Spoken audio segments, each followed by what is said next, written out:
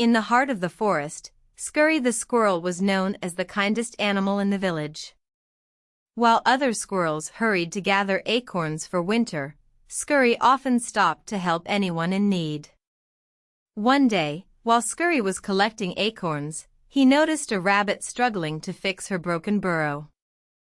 "I'll help you," said Scurry, setting down his acorns. He spent hours repairing the rabbit's burrow, and when he was done, he shared his acorns as a snack. The next day, Scurry met a bird whose nest had fallen from a tree. "Don't worry, I'll help," said Scurry. He climbed the tallest tree to place the bird's nest back where it belonged, giving up more time for gathering acorns. Scurry continued to help others, finding lost berries for the hedgehogs, carrying heavy nuts for a porcupine, and even guiding a lost fawn back to her family.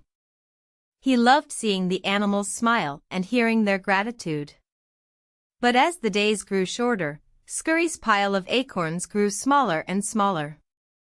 When the first snow fell, Scurry realized he hadn't stored enough acorns for himself.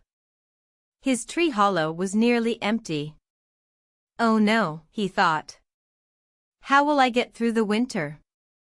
Scurry tried to search for acorns, but the snow had already covered the forest floor. Feeling disheartened, Scurry curled up in his hollow, shivering and hungry. That evening, there was a knock at his tree. It was the rabbit, carrying a basket of carrots.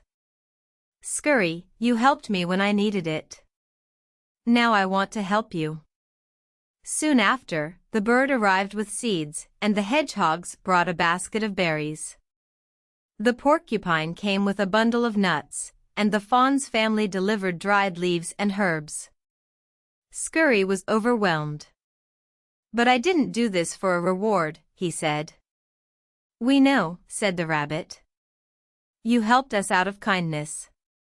Now we want to help you because we care about you." Over the next few days, Scurry's hollow filled with food and warmth, not just from the supplies his friends brought, but from their gestures of care. They stayed and chatted, sharing stories and laughter, turning Scurry's once empty hollow into a lively gathering place. The hollow echoed with the sounds of cheer, and Scurry's heart felt fuller than it ever had before. As winter continued, the animals made a habit of checking on one another. Scurry, though grateful for the help, began to think about how he could prepare better for the future. He started jotting down ideas for clever ways to store food while still being able to help others.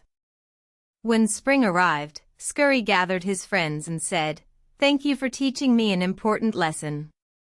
Helping others is wonderful, but it's also okay to let others help you." From that day on, Scurry continued to be kind, but he also made sure to take care of himself. He began preparing for winter earlier, storing his acorns carefully while still helping those in need. The forest animals worked together, building a community where kindness flowed both ways, and everyone thrived. The animals often told the story of Scurry, the squirrel who reminded them all that true kindness creates a circle where everyone is cared for, and no one is left behind. They even called it the Forest of Friendship, a place where kindness was the foundation of their happy lives. Lesson: kindness means helping others and letting them help you in return, because everyone thrives when we support each other.